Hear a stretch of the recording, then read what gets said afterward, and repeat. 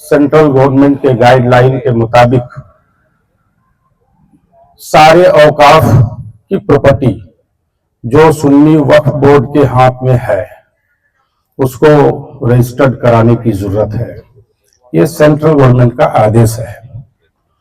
हमारे दरमियान बोकारो जिले में इस प्रोग्राम को बायसी मुस्लिम वेलफेयर कमेटी के द्वारा कंडक्ट कराने का खास मकसद और महसिल ये है कि हमारे जिले के हर एक गांव के जो अंजुमन है, इदारा है जिले में, तंजीम के तहत जो मदरसा, मस्जिद, ईदगाह, कब्रिस्तान, मज़ारात चलाए जा रहे हैं, वो वक्फ बोर्ड के तहत वक्फ बोर्ड में शामिल है या नहीं है, वक्फ बोर्ड में झारखंड में कितनी प्रॉपर्टियां हैं, और झारखंड के अंदर हम बोकारो जिले में रहते हैं तो बोकारो जिले में वक्फ बोर्ड की कितनी प्रॉपर्टियां हैं, और हमारी जो एसेट्स हैं, इस्लामिक एसेट्स, वो वक्फ बोर्ड के प्रॉपर्टी में आता है, दायरे में आता है या नहीं आता है। इसकी जानकारियों में अभाव और कमी के कारण हमारे अंजुमन के सदर, सेक्रेटरी और दीगर मेंबरान भयभीत हैं। असमंजस और संशय की स्थिति बनी हुई है। लिहाजा इस पर बायसी मुस्लिम वेलफेयर कमेटी, जो आपके द्वारा चुनी हुई कमेटी, दाता कुर्बान अली शाह बाबा रहमतुल्लाह अलैह के फाउंडेशन में, वो ये उनके फाउंडर हैं, और सन 1937 में लगभग इस इदारे का, इस मजलिस का गठन किया गया था, और मसलसल आज तक हमारे बुजुर्गों और अजदाद के हाथों चलते आई, और हमें और आपको 2023 में चुनाव के मातहत हमें मिली। हमें यह फर्ज बनता है कि अपने कौम की रहनुमाई करने के लिए, और औकाफ बचाओ अभियान में जो अभी बातें आ रही है सेंट्रल गवर्नमेंट की जानिब से, हमें यह मुनासिब समझा कि आपके दरमियान में आऊं, आपको खतो किताबत के तहत बुलाऊं, और एक छोटी सी पहल, एक सेमिनार के तहत इसकी जानकारी आपके करीब रखूं। बरादरान मिल्लत इस्लामिया, आज के हमारे इस वक्फ बचाओ अभियान, वक्फ संशोधन कानून के जानकार के रूप में बायसी मुस्लिम वेलफेयर कमेटी द्वारा आपके समक्ष मुख्य वक्ता के रूप में और विशिष्ट अतिथि के रूप में डॉक्टर हसन रजा साहब, जो हमारे सदस्य All India Muslim Personal Law Board, सह chairman Islamic Academy New Delhi से आपके सामने आए हैं, आपसे रूबरू होंगे, और एडवोकेट ए.के. रशीदी साहब, जो हमारे सुन्नी वक्फ बोर्ड झारखंड के सदस्य हैं, वो आपके अनकरीब हैं, स्टेज रोने के स्टेज हैं, वो आपसे थोड़ी ही देर में रूबरू होंगे। और तीसरा हमारा मेहमान एडवोकेट रजाउल्लाह साहब हैं, जो कानूनी सलाहकार वक्फ उमर झारखंड के हैं। उनको आकस्मिक सुबह सुबह कुछ घरेलू प्रॉब्लम आ गई, हमसे टेलीफोनिक बात हुई कि मैं माजरत के साथ गुजारिश करता हूं सदर साहब कि मैं आ नहीं पा रहा हूं। जो भी समस्याएं होगी, जो भी बातें होगी, इंशाअल्लाह अजीज बोकारो जब जब आप बुलाएंगे मैं आने का कोशिश करूंगा। हमारे रहनुमा आपके बीच इंशाअल्लाह अजीज पहुंच चुके हैं। आप उनसे राब्ता करके सारे अंजुमन को जानकारी प्राप्त करा देंगे। और 4 नंबर में बिलखुसूस दोस्त, और ये सिर्फ हमारे दोस्त नहीं है, पूरे झारखंड के कौम इस्लाम के कहिए या पूरे कौम इस्लाम के दोस्त हैं। हमारे अफजल अनीस साहब, जो बोकारो से ही ताल्लुक रखते हैं, बेरमो से ताल्लुक रखते हैं, और मसलसल 10 साल से ये इस्लामिक फाउंडेशन में काम कर रहे हैं। ये प्रदेश महासचिव यूनाइटेड मिल्ली फोरम झारखंड से है। आज तक का इनका सनद रहा है कि झारखंड में जितने मॉब लिंचिंग केसेस हुए हैं, मैक्सिमम उनके अहलिया को, उनके घराने को, उनके बच्चों को मदद करने का काम, उनके जानिब से, उनके तरफ से केस लड़ने का काम ये अफजल अनीस साहब मसलसल करते आ रहे हैं। मैं इनका तहे दिल से शुक्रिया अदा करता हूं। और सारे मेहमान डॉक्टर हसन रजा साहब, एडवोकेट ए.के. रशीदी साहब, रजाउल्लाह साहब नहीं आए हैं, और अफजल अनीस साहब, और हमारे बायसी मुस्लिम वेलफेयर कमेटी के महासचिव अब्दुल गफ्फार साहब, हमारे 5 जोन के ज्वाइंट सेक्रेटरी सारे लोगों को और बायसी मुस्लिम वेलफेयर कमेटी के पूरे 24-84 गांव से आए हुए सरपरस्त और विभिन्न गांवों के तंजीम चलाने वाले, कमेटी चलाने वाले सदर सेक्रेटरी, कैशियर व दीगर मेंबरान और बोकारो जिले से आए हुए तमाम सदर सेक्रेटरी, कैशियर व दीगर मेंबरान को हमारी जानिब से खैर मकदम है। बहुत बहुत शुक्रिया। बरादरान मिल्लत इस्लामिया, मैं ज्यादा वक्त ना लेते हुए आपसे गुजारिश करूंगा कि हमारा जो प्रॉब्लम है, सुन्नी वक्फ बोर्ड के दायरे में हम आते हैं नहीं आते हैं, उससे कुछ सवालात है जो सवाल मैं अपने मुख्य वक्ता और जानकार के समक्ष रखने जा रहा हूं। ये सवाल मेरी नहीं, हमारी बायसी की ओर से रखी जा रही है।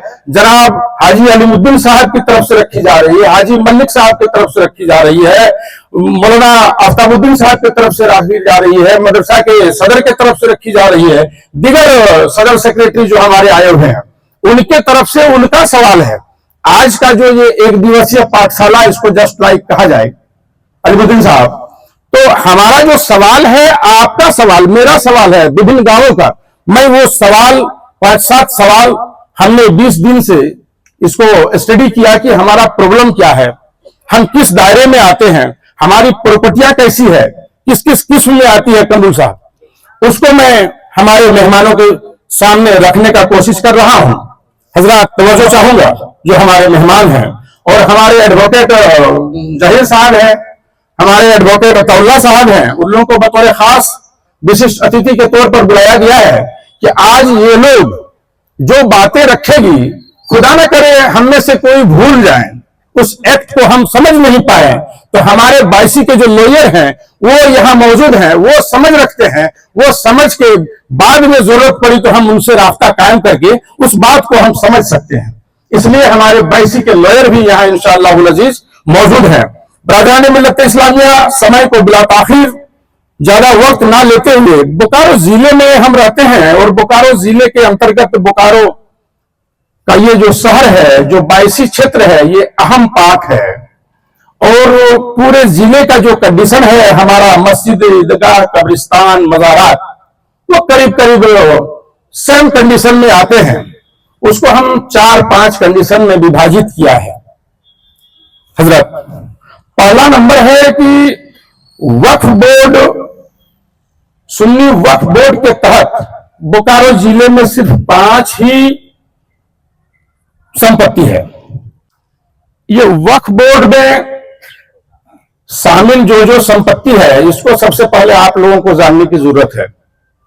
मदरसा मस्जिद नसरुद्दीन वक्फ स्टेट, ग्राम अजीमाबाद, बरवा पानी, पोस्ट पिंक, जिला बोकारो, इनको 10 डिसमिल जमीन अलॉट है, जो इन्होंने सुन्नी वक्फ बोर्ड झारखंड के नाम कर चुके हैं बहुत पहले, बहुत कबल। इसका वक्फ नंबर है 2268।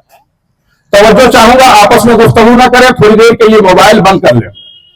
2 नंबर में जामा मस्जिद मदरसा मिफ्ताहुल इस्लाम, ग्राम न्यू पिपराडी, पोस्ट चंद्रपुरा, जिला बोकारो, इनको 15 डिसमिल जमीन आता है, जो इसका वक्फ नंबर है 2390।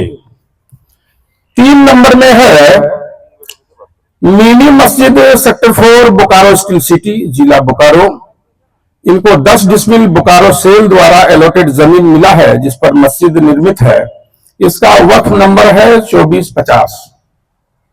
और 4 नंबर में है मस्जिद मिल्लत नगर, थाना बालीडी, पोस्ट राधानगर, जिला बोकारो, इसको 15 डिसमिल जमीन मिल चुकी है बहुत पहले, ये वक्फ में डोनेट कर चुके हैं।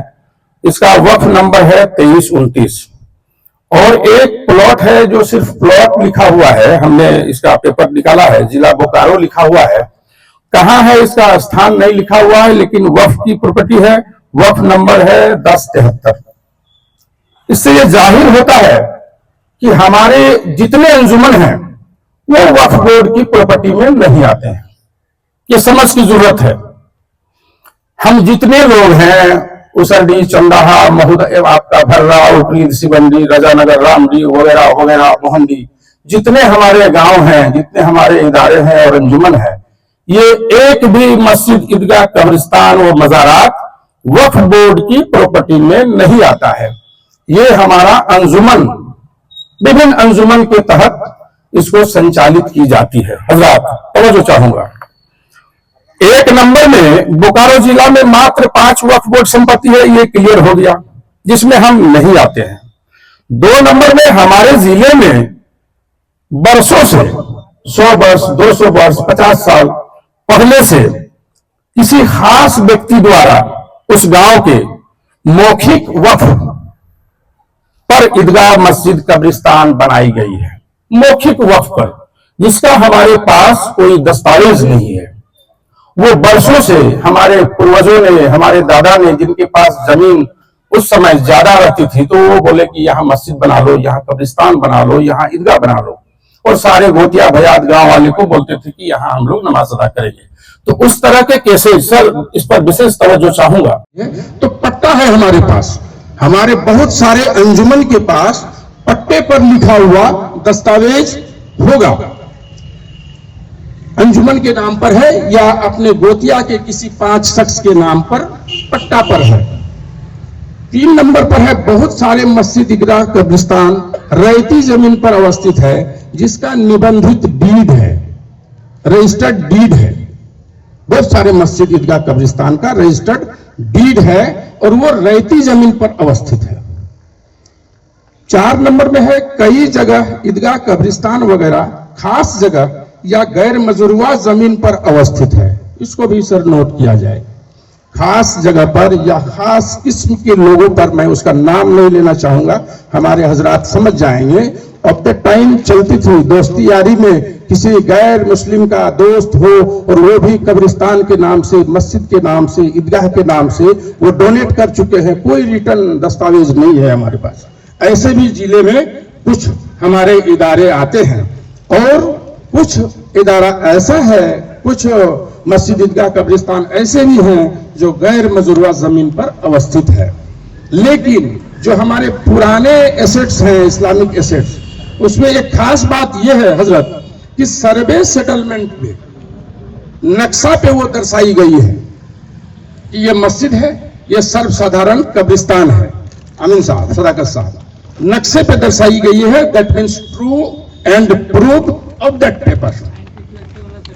Yes sir. अभी जो हालिया सर्वे सेटलमेंट 87 से चलते आ रही है, उसमें जो नया नक्शा निकाला गया है, उसमें भी जो नई नई मस्जिदें आज से 30 साल 40 साल 50 साल कबल जो बनी है, ठीक है, उस पर नक्शा में दर्शाया गया है। ये हमारा एक प्रमाण है।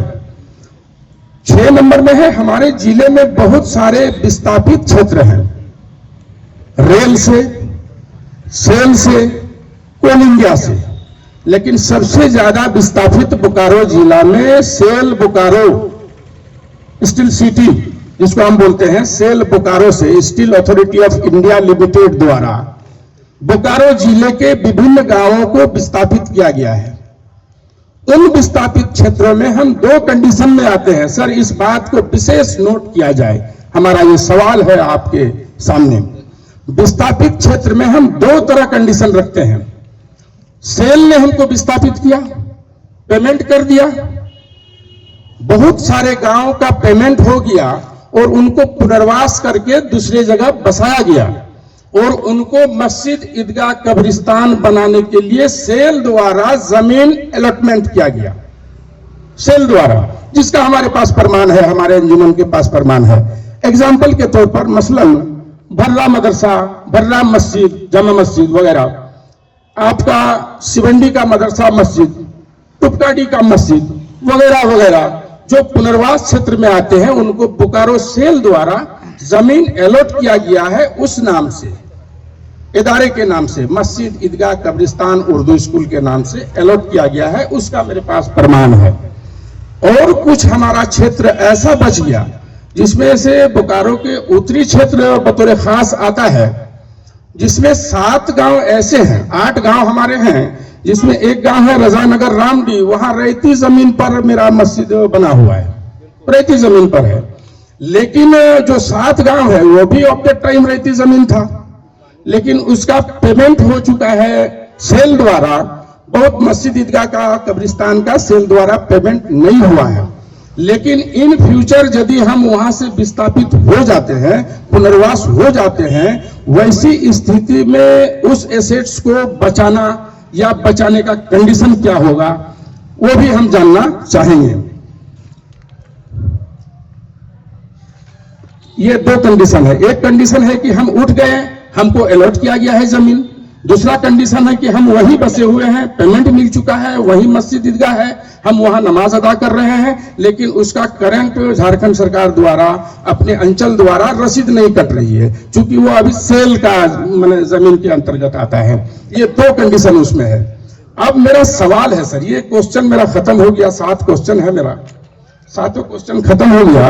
अब मैं आप लोगों से सवाल करता हूं, यदि आपके जहन से हट जाए तो मैं दोबारा गुजारिश करूंगा, लेकिन 2 सवाल है, 3 सवाल मैं अपने अंजुमन के जानिब से इस हजरात से सवाल करना चाह रहा हूं कि क्या हमें अपनी मस्जिद, ईदगाह, कब्रिस्तान सुन्नी वक्फ बोर्ड झारखंड को डोनेट करते हुए उम्मीद पोर्टल में दर्ज कराना अनिवार्य है? ये मेरा फर्स्ट क्वेश्चन। जय साहब तवज्जो दीजिएगा, हमारे मेहमान ये सुन रहे हैं। क्या हमें अपनी मस्जिद, ईदगाह, कब्रिस्तान सुन्नी वक्फ बोर्ड झारखंड को डोनेट करते हुए उम्मीद पोर्टल में दर्ज कराना है? दूसरा सवाल, या क्या हमें अपना अंजुमन के माध्यम से पूर्व की भांति ही चलाना चाहिए? तीसरा सवाल, क्या हमें सोसाइटी एक्ट 21/1860 के तहत निबंधन कर सोसाइटी या जिला रजिस्ट्रार में से ट्रस्ट के माध्यम से निबंधन कर अंजुमन के नाम ट्रस्ट बनाकर चलाना चाहिए? तो उसका क्या सूरत होगा? ये जो भर्रा मदरसा है, भर्रा मदरसा का जो जमीन है वह कमेटी के नाम से, सेक्रेटरी प्रेसिडेंट के नाम से खरीदगी जमीन है। रजिस्टर्ड मतलब खरीदगी, जिसको माने हम लोग बोलते हैं खरीदगी जमीन है। तो कानून के नजर में और इंडियन रजिस्ट्रेशन एक्ट 1908 के नजर में सेक्शन उसका 17 होता है, उसमें आपका जमीन रजिस्टर्ड है। इसका मतलब जो मलकाना हक है उस कमेटी को ट्रांसफर हो गया, उसका मालिक हो गया। और वह कमेटी जब वो जमीन मिला तो उस जमीन मिलने के बाद अपना एक बायलॉज बनाया होगा। अगर बायलॉज, तो एक बात ये है, आपका जमीन तो रजिस्टर्ड है, आपका बायलॉज रजिस्टर्ड नहीं है। आपका जो सवाल जो है यहां पर है, तो पहले वो कमेटी जो है एक अपना दस्तूर बना ले, दस्तूर बना करके कि इसका जो इसकी निजामत जो होगी, जो इसके पहले हम कब बोले हैं, तो इसको एक बायलॉज बना लीजिए कि जैसे हम वहां पे महुदा में उनके पास बायलॉज नहीं था, तो हसन एडवोकेट है वहां पे, वहां का लोकल हैं, तो उनसे मिल करके जो रांची में जो अंजुमन इस्लामिया का जो बायलॉज है उसी तरीके से एक बायलॉज आप बना लें, और नहीं तो जहीर साहब आपको बना देंगे बायलॉज बना करके वह जो है, वह कमेटी जो खरीदार है वो एक वक्फनामा बनाएगा, वक्फनामा बनाएगा कि इसको हम लोगों ने जमीन खरीदा था, और इसको जो अब केवाला में आप मकसद क्या लिखे हैं उसको बिना देखे हुए तो हम नहीं बोल सकते हैं कि उसमें मकसद क्या है, क्या लिखा हुआ है, किस इस्तेमाल में क्या होगा उसका, ये आप में मदरसा का ही इस्तेमाल में लिखा हुआ है। तो मदरसा का इस्तेमाल में, तो ये जो मदरसा जो है पहले मदरसा बोर्ड में रजिस्टर्ड था। एक सवाल है यहीं पर उठता है कि मदरसा बोर्ड में झारखंड में रजिस्टर्ड नहीं है, जो आपका पटना था उस टाइम, पटना वाला से रजिस्टर्ड। तो अगर झारखंड में नहीं है तो अभी आप एक एप्लीकेशन दे दीजिए कि साहब इंटरमीडिएट काउंसिल अभी मदरसा बोर्ड का काम कर रहा है, तो वहां पर रजिस्ट्रेशन के लिए अप्लाई आप कर दीजिए, और एक रेजुलेशन लीजिए कि हम इसको वक्फ करेंगे, पूरा 3 आदमी का ज्वाइंट सिग्नेचर होगा। अगर वो जिंदा नहीं है तो उनके जो वारिशान होंगे वो लिखेंगे कि साहब मेरे वालिद या मेरे चाचा या मेरे जो भी हैं उन्होंने इस जमीन लिया गया है, नहीं जो जमीन खरीदा है, अच्छा उनके वारिस, हाँ उनके वारिस से, उनसे एक हल्फिया, एक कागज बनवा लें कि यह जमीन हम लोग क्योंकि मदरसा को दिए हैं, और मदरसा को एक कानूनी जामा पहनाने के लिए लीगल पहनाने के लिए इसको जो है सो हम लोग वक्फ में रजिस्टर्ड करना चाहते हैं, और उसका भी वक्फनामा जो है जहीर साहब आपको बना देंगे। वक्फनामा बन जाएगा, दस्तूर बन जाएगा, और ये जो केवाला है उसके अलावे एक अकाउंट भी आप खोल लेंगे, अगर है अकाउंट पहले से तो अकाउंट का भी पासबुक लगा करके फिर उसका अगर आप रिटर्न देते होंगे, इनकम टैक्स में भी रजिस्टर्ड होना चाहिए जब आप उतना, तो एक पैन का भी रजिस्ट्रेशन आप करवा लीजिए, पैन नंबर मिल जाएगा आपको मदरसा के नाम से। और पूरा जो तरतीब होगा कि अगर कोई आदमी का इंतकाल हो जाता है या कोई आदमी हटा दिया जाता है या किसी के ऊपर करप्शन का चार्जेज है या किसी के ऊपर कोई सजा याफ्ता आदमी है, तो उसके जगह पर हम उसको कैसे भरेंगे, पूरा दस्तूर में रहेगा। ये सब करके आप वक्फ बोर्ड में दाखिल करें, रिसीव करवा लें, इंशाअल्लाह आपका काम हो जाएगा। जमीन का पेपर आपके अंजुमन के नाम या दिगर अर्थात दिगर लोगों के नाम है, वो आपका प्रॉपर्टी है, उसका आपका कागजात है। उस कागजात के तहत अभी हमारे सर ने बोले कि उसके तहत आप उसको वक्फ कर सकते हैं मुस्लिम पर्सनल लॉ बोर्ड में, ना sir? M I right? Second question जो हमारे पूर्वी क्षेत्र, दक्षिणी उत्तरी क्षेत्र से है कि बोकारो इस्पात संयंत्र, हाँ वो तो सवाल ले लिए तो सर, वो तो दिए जवाब कि आपको करना है, हाँ करना है, सुन्नी वक्फ बोर्ड में डोनेट करना है, और उसके बाद वो उम्मीद पोर्टल में डालते हैं नहीं डालते हैं, ये जिम्मेवारी उनकी होगी। यू आर फ्री, हम लोग फ्री हो जाएंगे, we are free. Am I right sir? Absolutely sir, आपका क्वेश्चन का जवाब हो गया है। नेक्स्ट क्वेश्चन वैसे आया है अभी खुर्शीद साहब से, और आपका हसनुल्लाह साहब जो सवाल रखे थे कि बोकारो इस्पात संयंत्र पुनर्वास हुए गांव में कब्रिस्तान, ईदगाह, मस्जिद के लिए जमीन आवंटित है, परंतु आज तक पर्चा नहीं दिया गया है। इसका सवाल का जवाब हमको लगता है कि इस मंच के माध्यम से हम लोग नहीं दे पाएंगे। आपको एक्टिविटी के तौर पर आपको उस सेक्टर में उस ऑफिशियल जो उसका पोर्टल है या जो संबंधित पदाधिकारी है, वहां हम लोग को जाके रास्ता कायम करना होगा, और जो कानूनी अड़चन है, परचन है, उससे दूर करा के हमको वो पर्चा हासिल करना होगा या अलॉटेड लेटर हासिल करना होगा। मेरा एक सर, हाँ आप इसको बता दीजिएगा। ये सवाल हमारा है हमारे उत्तरी क्षेत्र के लोगों से, और वही सेम है दोनों का। खुर्शीद साहब, हाँ वही सवाल उनका हसनुल्लाह साहब का भी है, तो आप इसका जवाब दीजिएगा सर। बहुत मुख्तसर में हम लोग इसको खत्म करेंगे। ये जो सवाल है वो जो वकील साहबान यहाँ पर हैं, जो उम्मीद एक्ट 99 वक्फ एक्ट 1995 है, 2025 है, इसके सेक्शन 36 में रजिस्ट्रेशन का प्रावधान दिया गया है। आप नोट भी कर लीजिए इसको। उसके सब सेक्शन 3 में तमाम चीज इनुमरेट कर लिया गया है। पहला चीज है ये description of Waqf property and application for registration shall be made to the board through portal और database and shall contain following particulars. A, ये description of the waqf property is sufficient for the identification thereof. Waqf property का एक ब्यौरा देना है।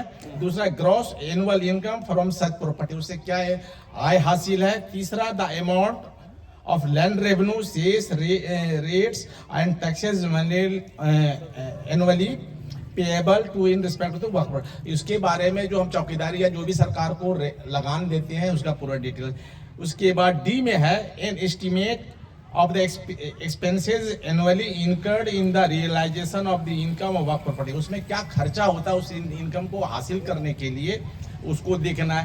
ई में 4 चीजें हैं। The amount set apart under the Waqf for the salary of मुतवल्ली, उसमें सैलरी, उसमें जो मुतवल्ली के जो सैलरी देना है उसको देखना है। प्योरली रिलीजियस पर्पस में हो, मजहबी काम के लिए उसका इस्तेमाल हो, चैरिटेबल पर्पस में हो, और एनी अदर पर्पस, ये आपको लिखना है। एफ में जो बात है, एनी अदर पार्टिकुलर एज में be prescribed by the central government. तो सेंट्रल गवर्नमेंट को 8 तारीख को अगस्त में रूल आ गया है, उसको भी आप देख लेंगे। और इसकी तमाम चीजों के साथ every application made under some shall be signed and verified by the applicant in the manner of the CPC. ये सीपीसी का मतलब ये है कि जैसे केस में आप हाई कोर्ट, सुप्रीम कोर्ट या सिविल कोर्ट में फाइल करते हैं तो उसको हल्फिया हम लोग बोलते हैं। हल्फिया बोलते हैं, उसका एक तरकीब दिया गया है एफिडेविट करने का, जो वकील साहबान बना देंगे। उसको एफिडेविट करवा करके नोटरी से, चाहे एग्जीक्यूटिव ऑफिसर से, चाहे ये रिश्तेदार जो सिविल दीवानी मुकदमे का होता है उससे करवा के आप देंगे। और इन तमाम चीज़ों के साथ वक्फ बोर्ड में एक फॉरवर्डिंग लेटर लगा के आप दे दीजिए। एक काम जरूर आप कीजिए, बोलेगा डाटाबेस, तो आपके पास सबूत होना चाहिए कि आप फला तारीख को आप आए हैं। इसलिए एक एप्लीकेशन बोले कि आप इसको अपलोड होता है कि नहीं होता है, पहले तो आप एक्नॉलेज कर लो, ताकि ये सनद रहे कि आने वाले दिनों में कि हम इतना तारीख को लिए हैं। अगर सपोज कीजिए किसी भी कारण से अगर आपका रजिस्टर्ड नहीं होता है, ऐसी परिस्थिति में जब आप अपील में जाएंगे वक्फ ट्रिब्यूनल में, तो वहां पर वो कागज आप लगा देंगे कि इट इज नॉट फॉर डिलीवरेट, मेरा ये डिले नहीं है, ये बात हम बोलेंगे। इसलिए उसको रिसीव जरूर करवा लें। दूसरा जो सेक्शन है इसके अंदर वो है रजिस्टर ऑफ औकाफ। आपको क्या रखना है अपने पास? एक तो आपने अभी आपको जो हमने बतलाया कि क्या क्या कागज दस्तावेज लगा करके उसको देना है। दूसरा सेक्शन 37 में सब सेक्शन 1 में ये 5-6 चीज को हिदायत दिया गया है। पहला the class of waqf. Class of waqf ये है कि जनरल वक्फ है कि वक्फ अल औलाद है, ये बात आपको लिखना होगा। द नेम ऑफ मुतवल्ली, अगर मुतवल्ली नहीं है तो मैनेजिंग कमेटी है तो मैनेजिंग कमेटी का डिटेल्स होना चाहिए। तीसरा है the rule of succession to the office of mutawalli. इसका माने ये हो गया कि जो मुतवल्ली है उसका इंतकाल हो जाता है तो उसके बाद वाला मुतवल्ली का कैसे इंतखाब होगा उसको आपको डिटेल्स लिख देना है। पार्टिकुलर ऑफ ऑल, उसके बाद है particular of all waqf properties and all title deeds and documents relating thereto टू। उससे रिलेटेड जितना भी कागजात है, टाइटल डीड माने जमीन का कागजात या फिर अलॉटमेंट लेटर या फिर आपको ऐसे कागजात जो प्रूफ करे, सपोज कीजिए आप रेंट दे रहे हैं या फिर आपका जो है वो ऑनलाइन चढ़ा हुआ है जमीन, तो तमाम कागजात को रिकॉर्ड में रखना है और वह रिकॉर्ड रखना एकदम लाजिमी है। नेक्स्ट है particular of scheme of administration and scheme of expenditure, कि किस तरीके से उसका आप निजामत करेंगे इसका होगा और किस तरीके से उसको खर्चा करेंगे इसका भी आपको डिटेल्स देना है, रखना होगा। सच अदर पार्टिकुलर में भी prescribe by the central government. और अगर कोई भी और दूसरा चीज अगर कुछ आयद किया जाता है तो आपको किया जाएगा। सर एक क्वेश्चन है, क्लियर हो जा रहा है बहुत जल्द, 10 मिनट में हम लोग का सारा क्लियर हो जाएगा। और 2 सवाल आए हैं, सबका सवाल लेना है, बहुत मुश्किल के साथ ये प्रोग्राम को कंडक्ट किया गया है। मैंने माजरत के साथ I request all of you, that's all. Sir, गैर मजरूआ जमीन, ये हमने अभी बात रखी थी आपकी तरफ से, हमारे वाईसी की तरफ से सवाल रखे थे।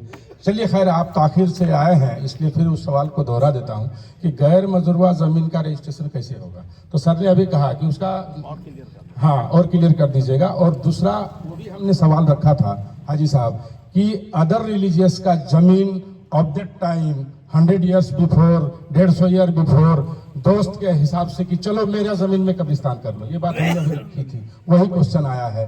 तो उसका क्या होगा? जैसे दूसरे रिलीजियस का जमीन वो लोग उस समय डोनेट किए थे, उसका कोई दस्तावेज नहीं है। तो और सीएनटी वो तो बोले हैं गैर, सीएनटी अलग है, सीएनटी अलग है और दोनों का इस पे क्वेश्चन आ जाएगा। सीएनटी में भी है, सीएनटी में भी जमीन लोग डोनेट किए हैं और बना हुआ है कब्रिस्तान, तो उसका कैसे हम डोनेट करेंगे, क्लियर थोड़ा सा संक्षिप्त में कर दीजिए। पहला बात हमने सीएनटी ही से शुरू करें।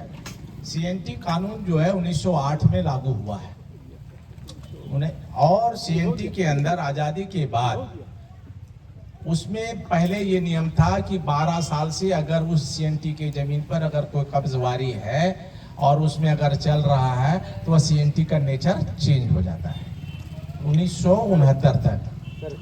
उसके बाद 1969 के बाद जो पीरियड ऑफ लिमिटेशन है, कोई चीज तमादी हुआ है कि नहीं, उसका वक्फा 30 साल है, 30 साल है। और 30 साल के बाद अगर उस पर कब्जा रहा है, उसकी जानकारी से चल रहा है 1969 से, मतलब आप समझिए ये 99 तक अगर ये हो जाता है तो अगर उस पर कब्जा है तो उसके बाद वो लागू नहीं होगा। एक चलिए ये क्लियर हो गया, माशाअल्लाह। और आप क्लियर कर देना। ये तो एक बात ये है, और दूसरा बात ये है कि ये 1/1/1946 तक अगर कोई जमींदार के कब्जे में था और वह उस पर, और उसके बाद है तो जो जमीन वापसी का जो डिप्टी कमिश्नर का जो परमिशन की जो मामला है 1/1/1946 से पहले वाले जमीन और जो एलिनेट हुआ है उसमें परमिशन की जरूरत नहीं है। तो ये चीज भी आपको डेट लिख लीजिए 1/1/1946। तो ये एक बात है। दूसरी बात है गैर मजुरवा जमीन। गैर मजुरवा जमीन दो तरह के होते हैं, एक गैर मजुरवा आम, एक गैर मजुरवा खास। गैर मजुरवा आम जो है वह जंगल झाड़ी या कम्युनिटी लैंड के तौर पर उसको देख सकते हैं, और वह जो है पब्लिक पर्पस के लिए इस्तेमाल होता है।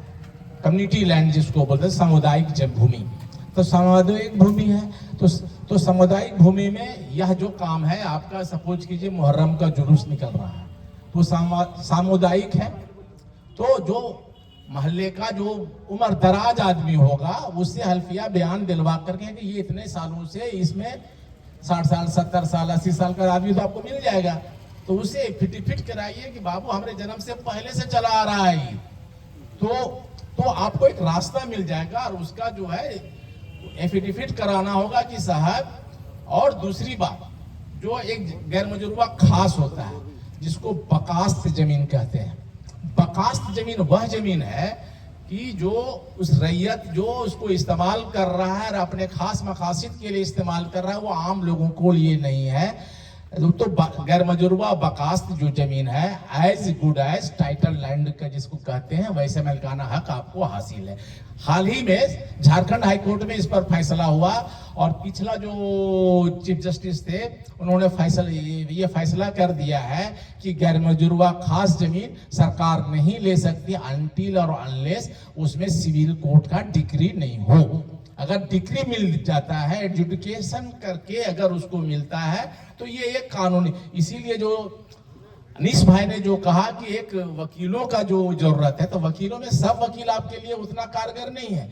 जो रेवेन्यू लॉज को जानता हो, जो एसपीटी एक्ट को जानता हो, जो सीएनटी एक्ट को जानता हो, जो सिविल लॉ को जानता हो, जैसे आपके बीच में जहीर साहब बहुत ही कॉम्पिटेंट आदमी है, आपके यहाँ साहब पप्पू बाबू हैं बहुत ही कॉम्पिटेंट आदमी है। मैं इंडोर्स कर सकता हूँ कि ये आदमी, अगर आपको दिक्कत हो यहाँ पर कोई भी मामले में हो तो पप्पू बाबू जहीर साहब इतना कॉम्पिटेंट हैं कि आपकी तमाम चीजों को, इवन की हम वकला ने एक तय भी कर रखा है कि अगर इस तरीके का काम वक्त को लेकर के या इस SIR है या जाति गणना इस पर अगर कुछ होता है तो जो आपके कौम के जो वकील हैं जिले में जो प्रैक्टिस कर बिना अपना फी लिए हुए आपका काम करेंगे, ये हम लोगों का अंडरटेकिंग है। ये बात अब मैं आपको, और जहीर साहब हैं यहाँ पर, इस बात उनके मौजूदगी में मैं ये बात कह रहा हूँ। ना सिर्फ बोकारो का, ये पूरे सूबे के अंदर ये एक ऐसा हम लोगों ने कोशिश किया है कि हम आपके साने बसाने चलें और आपके जो मुश्किलात हैं उसके हम हिस्सेदार बने। इन्हीं लफ्जों के साथ मैं अपनी बात को खत्म करूँ। तो मेरे जहन में भी ये बात आ रही है कि हमारा बहुत सारा अंजुमन है बोकारो जिले में और बहुत लोग ट्रस्ट बना चुके हैं, मतलब 2-4%, लेकिन हमको लगता है 90 से 95% ट्रस्ट नहीं है। तो क्या हम ट्रस्ट बना के, जैसे अंजुमन, संक्षिप्त नाम एक एग्जांपल ले रहा हूं, अंजुमन भर्रा कमेटी ट्रस्ट, और उसमें सारा एड होगा, मदरसा होगा, मस्जिद होगा, ईदगाह होगी, कब्रिस्तानें होंगी, मज़ारात यदि हैं तो मज़ारात होंगे, और उससे द्वारा run by such and such property उस एड होगा। क्या हम ऐसे करके चला सकते हैं? तो इसमें हमें लगता है थोड़ी हमारे अंजुमन को आसानी होगी। ऐसे हम चला सकते हैं, तो इस पर आप थोड़ा सा रोशनी डालेंगे और उसके बाद फिर हम सवाल लेंगे। एक हमारे बोकारो इस्पात संयंत्र से हसनुल्लाह साहब का भी कुछ सवाल आया है, उसका सवाल भी हम ले लेते हैं, उसके बाद एक ही बार रशीदी साहब इसका जवाब देंगे। सबसे कबल मैं चाहूंगा कि फारूक साहब को माइक दिया जाए, आप वहीं से अपनी बातों को रखें कि आपके जहन में क्या सवाल औकाफ की प्रॉपर्टी को लेकर गुजर रही है, आप भी अपना क्लियरिफाई कर लें। बहुत बहुत शुक्रिया। अस्सलाम वालेकुम। मैं माजरत ख्वाह हूँ। इसी मुद्दे पर 10 से 11 बजे तक की एक मीटिंग पहले से तय थी, लिहाजा मैं आखिर से पहुँचा। हो सकता है कि मेरे सवालात रिपीट हो जाएं, तो उसके लिए माफ़ करेंगे। और ये सवाल कुछ अंजुमन ने मुझे दिए हैं और एज ए रिप्रेजेंटेटिव मैं चंद्रपुरा से आया हुआ हूँ। 20 अंजुमन पर मुश्तमिल एक मरकज़ी अंजुमन है, तो आप कह सकते हैं कि मैं अकेला ज़रूर हूँ, लेकिन कई एक अंजुमन का क्वेश्चन मेरे पास है। पहला सवाल है हजरत कि उम्मीद पोर्टल में वक्फ रजिस्टर्ड प्रॉपर्टीज़ को अपलोड करने को कहा गया है, including Waqf by user properties, लेकिन हमारे वक्फ बाय यूज़र प्रॉपर्टी जो रजिस्टर्ड नहीं है वक्फ बोर्ड में, अगर हमारे पास प्रॉपर ऑनरशिप नहीं है तो क्या करें, और अगर ऑनरशिप है तो क्या करें? पहला सवाल है। दूसरा ये है कि आपके झारखंड वक्फ बोर्ड का अपना एक्सक्लूसिव वेबसाइट नहीं है। क्या वेलफेयर ऑफ माइनॉरिटीज डिपार्टमेंट के साइट पर वक्फ आईडी के लिए अप्लाई करने से काम होगा? अगर हाँ तो कितने दिनों में होगा? क्योंकि डेडलाइन आपका 5 दिसंबर का चल रहा है। इसी से जुड़ी हुई बात है कि विदाउट वक्फ आईडी रजिस्ट्रेशन अगर हम करते हैं उम्मीद पोर्टल पर तो ये कैसा रहेगा? और एक डीड है मस्जिद की, लेकिन वो डीड में लिखा हुआ है कि वक्त के जो भी सदर सेक्रेटरी होंगे वही उसके मालिक होंगे, तो क्या वो सदर सेक्रेटरी वक्त कर सकेंगे या नहीं? लास्ट सवाल है कि कब्रिस्तान को जो ज़मीन है वो रजिस्टर्ड 2 में दर्ज है, लेकिन उन्होंने उसको ट्रांसफ़र किया है अंजुमन को। क्या ये ट्रांसफरेबल है? और अगर नहीं है तो इसको कौन वक्फ करेगा? जज़ाकल्लाह। बहुत बहुत शुक्रिया फारूक साहब। और एक सवाल ले लेते हैं सर। हमारे बायसी क्षेत्र के महेशपुर से जनाब हसनुल्लाह साहब ने 3 सवाल रखे हैं। आप अपने ही अंदाज में हसनुल्लाह साहब को माइक दिया जाए। निकल गए क्या? निकल गए। अच्छा, उनका ये सवाल है, बोकारो इस्पात संयंत्र से पुनर्वास हुए गांवों में कब्रिस्तान, ईदगाह, मस्जिद के लिए जमीन आवंटन है, परंतु आज तक पर्चा नहीं दिया गया है। ये सवाल तो हम अभी पहले रखे थे, आप माशाअल्लाह पीछे से आए हैं। ये सवाल तो हम कर चुके हैं अपने बायसी के मार्फत। और दूसरा है कि बोकारो इस्पात संयंत्र के अधिग्रहण से पूर्व जिस गांव के कब्रिस्तान, ईदगाह, मस्जिद का पेमेंट नहीं मिला है, उसे क्या किया जाए? ये सवाल तो हम रख चुके हैं माशाअल्लाह। और तीसरा है, रशीदी साहब ने कहा कि झारखंड सरकार वक्फ संशोधन कानून लागू नहीं करने की बातें कही है, तो क्या हम सबों को वक्फ के तहत कराना चाहिए या नहीं चाहिए? ये बात तो हम रख चुके हैं माशाअल्लाह। वही सवाल है, उसका जवाब भी आ चुका है और फिर अभी जवाब देंगे हमारे सर। चलिए, बहुत बहुत शुक्रिया। एक बात है, उसको वामसी पोर्टल में चलाना लाजमी है, नहीं तो आपके ऊपर फौजदारी मुकदमा भी चलेगा। इस बात को ख्याल कीजिए, क्योंकि आपको ये समझ लेना होगा कि इस्लाम में जैसे हर चीज़ का एक तरीका, एक तरतीब दिया गया है और हर चीज़ मुकर्रर है, करने का तरीका भी है और समय भी।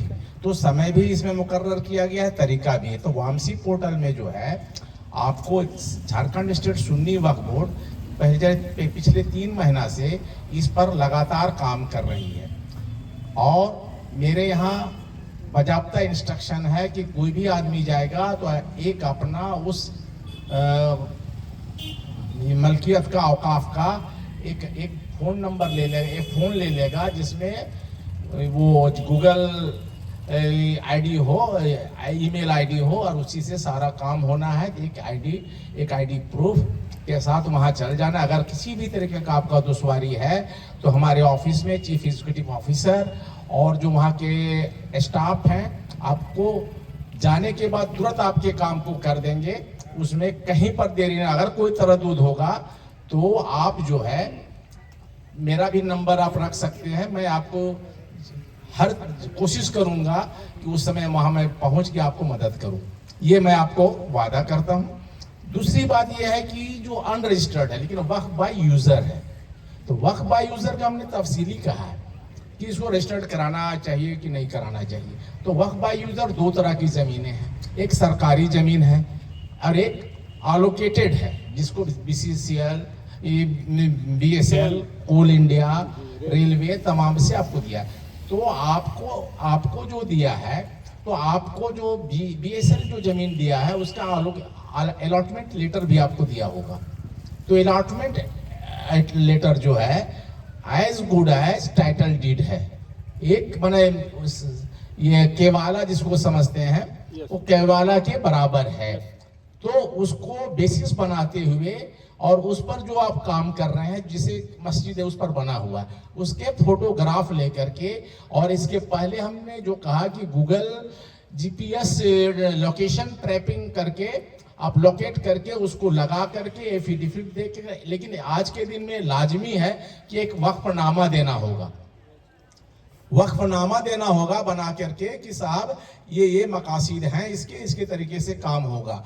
और अगर उस जमीन का मालिक जो मुतवल्ली वह खुद है तो वह डायरेक्ट देगा। अगर कोई दूसरे आदमी, वो तीसरा आदमी है और कोई दूसरा आदमी वक्फ किया है, ऐसी हालत में एक चीज आया है, दस्तूर में आया है कि उसको एक नोटिस दिया जाएगा कि आपको इसके रजिस्ट्रेशन के बाबत क्या कहना है। तो उसको सुन करके डिस्ट्रिक्ट मजिस्ट्रेट एक रिपोर्ट दे देंगे हम लोगों को, वक्फ बोर्ड को। आप अप्लाई करेंगे वक्फ बोर्ड में, वक्फ बोर्ड उसको भेजेगा नोडल ऑफिसर, आज के दिन में डिस्ट्रिक्ट मजिस्ट्रेट है उनके पास, और वहां पर जो डिस्ट्रिक्ट वेलफेयर ऑफिसर है वो उसको इंक्वायरी करके रेवेन्यू अथॉरिटी से इंक्वायरी करके एक रिपोर्ट सबमिट करेगा और फिर वहां से रिकमेंडेशन के साथ वक्फ बोर्ड में आएगा। और अगर आपको उस रजिस्टर्ड नहीं होता है, ऐसी परिस्थिति में आपके सामने रास्ता है, रास्ता ये है कि तुरंत वक्फ ट्रिब्यूनल में केस फाइल कर दें। अगर वक्फ बोर्ड रजिस्टर्ड नहीं करता है और वक्फ ट्रिब्यूनल में केस कर दें, तो अभी का जो मौजूदा हालत है, थोड़ा सा इसका भी मैं आपको जायजा दे दूं। पिछले दिनों एक मिस्टर शुक्ला थे, डिस्ट्रिक्ट जज चाईबासा, उनका अपॉइंटमेंट हुआ वक्फ ट्रिब्यूनल के प्रिजाइडिंग ऑफिसर के नाम पर, लेकिन 1 या 2 केस सिर्फ वक्फ ट्रिब्यूनल में है।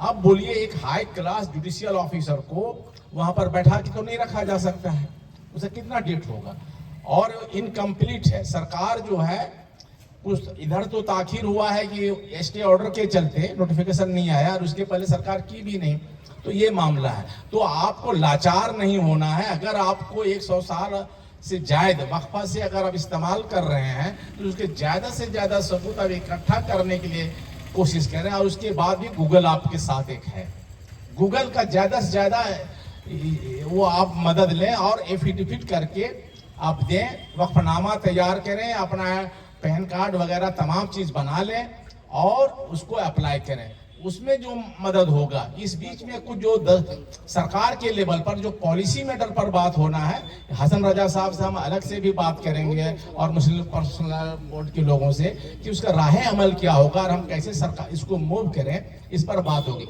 लेकिन आप बिना ताखिर किए हुए आप जो है रजिस्ट्रेशन के लिए आगे बढ़े। जो सरकारी जमीन और अलॉटमेंट है उसमें ट्रस्ट मत बनाइए, क्योंकि आपने अगर अलॉटमेंट मस्जिद के नाम पर हुआ है और उसको ट्रस्ट बना दीजिए और रजिस्टर्ड नहीं करवाते हैं तो ये गलत होगा। ओरली जिस दिन आपने इरादा कर लिया, खुदा के राह में चला गया।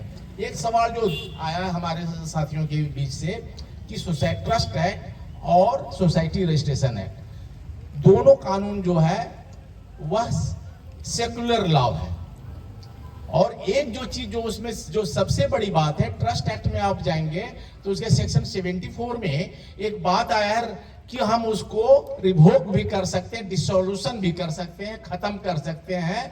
तो डिसोल्यूशन करके वो दूसरे ट्रस्ट में उसको देना पड़ जाएगा। मान लिया जाए एक मस्जिद का नाम ए है और उसको हमने वक्फ कर दिया, वक्फ करने के बाद खुदा का मलकाना हक हासिल हो गया, और उसके बाद हम ट्रस्ट में हम रजिस्टर्ड करवा देते हैं, तो उसमें जो एक कैरेक्टर उसका जो होता है, नेचर जो हो जाता है वो अलग हो जाता है। वह नेचर ये है कि यह जो है एलिनेट किया जा सकता है, माने बेचा जा सकता है, इसका नेचर को दूसरे ट्रस्ट के ट्रांसफर किया जा सकता है। तो इन तमाम चीज जो है वो वक्फ एक्ट के मुताबिक नहीं है, माने तो इसलिए जो चीजें हैं वक्फ मस्जिद के नाम पर और उसको वक्फ करना, इससे दूसरा फायदा जो है जिसको हम अभी बोलना चाहेंगे, अगर वक्फ एक प्रॉपर्टी है, बड़ी जायदाद है, हम इसको दे देते, वक्फ एक्ट के तहत और सच्चर कमीशन के रिपोर्ट के सिफारिश के तहत एक कॉर्पस का इंतजाम किया गया है नेशनल लेवल पर, जो अरबों अरब रुपया उसमें पड़ा हुआ है। अगर बड़ा जमीन है और आप एक उसमें प्रोजेक्ट बनाते हैं और उससे लेकर के यूनिवर्सिटी और तमाम चीज जितना फलाही काम है उसके लिए अगर आप करते हैं तो वहां से इंटरेस्ट फ्री आपको लोन मिल जाएगा, माने फाइनेंशियल असिस्टेंस मिल जाएगा। तो दूसरा फायदा यह है कि आपको अपने काम को, अपने टारगेट को अचीव करने के लिए रजिस्टर होने पर जो वक्फ एक्ट का जो प्रोटेक्शन है वो हासिल होगा और इसमें आप अपना इंस्टीट्यूशन। लेकिन मजेदार बात यह है कि झारखंड में अभी तक कोई भी इंस्टीट्यूशन सामने नहीं आया है इस फंड को लेने के लिए। हमारी ये कोताही है, इसको भी आपको अगर कोई फैसला लेते हैं तो आप कीजिए, डिसोल्यूशन अगर आप कीजिएगा तो भी गलत है। इसलिए आपको ये सोचना, पिछले दिनों बोलना नहीं चाहिए लेकिन मैं बोल दे रहा हूं, एक मीटिंग हो रही थी इमारत सरिया की, इनकी शोरा का बैठक था, उसमें एक बात जो सामने आया कि अगर हम वक्फ ना करें तो क्या करें। इत्तफाकन मैं उस मीटिंग में था, उस नशिस्त में था, तो वहां पर एक बात आया कि भी हम लोग इस पर तहकीकात कर रहे हैं कि दूसरा सूरत क्या होगा अगर हम रजिस्टर्ड नहीं करवाते हैं। वह अभी मामला जो है अभी हम लोग सोच ही रहे हैं, और भी मुस्लिम पर्सनल लॉ बोर्ड के बैठे हुए हैं, वो भी शायद हमारे बात से को हिमायत करेंगे कि अभी इस मामला पर, ये बहुत ही दीनी मामला है, कुरान और हदीस का मामला है, इस पर अगर मैं कुछ कहूँ तो ये मेरी हिमाकत भी नहीं हो सकती है और मैं इतना ताकत भी नहीं रख सकता हूँ कि इस्लाम के बरक से जा करके मैं कोई बात आपसे कहूँ। यह मामला फिक़ह का है, दीन का है, इस्लाम का है, और जिस मकसद के लिए जो आदमी जिस चीज को वाकिफ जो है उसके मकसद को आपको याद करना होगा। इसलिए मेरा ये मशवरा अगेन है कि अगर जहां तक हो सके आप इसको वक्फ एक्ट में रजिस्टर कराइए। अगर ट्रस्ट एक्ट में आप कराते हैं तो आज क्यों हुआ, आज वो कानून हिंदुस्तानी कानून के मुताबिक वो जायज है, लेकिन इस्लामिक तरीके से वो जायज नहीं। आप क्लियर कर दीजिएगा। हमको जो लगता है, हमने जो अभी तक मैंने जो समझा है, तो इस बात को इसीलिए हम इसके अज़ कबल हमने बोला कि जो चीज है इसको कैसे होगा, इसमें जो हमारे मुफ्ती हैं ये सवाल बड़ा गंभीर मामला है। और वैसे अगर ट्रस्ट में आप करवा रहे हैं तो हिंदुस्तानी आईन कानून के मुताबिक वो जायज है, और नया एक्ट जो है उसको आइडेंटिफाई करता है। आप करवा तो गैर कानूनी नहीं होगा। और बाकी नए रजिस्ट्रेशन के लिए हम तमाम बात कह चुके हैं, अगर फिर भी कुछ होगा तो आप हम बोलते हैं।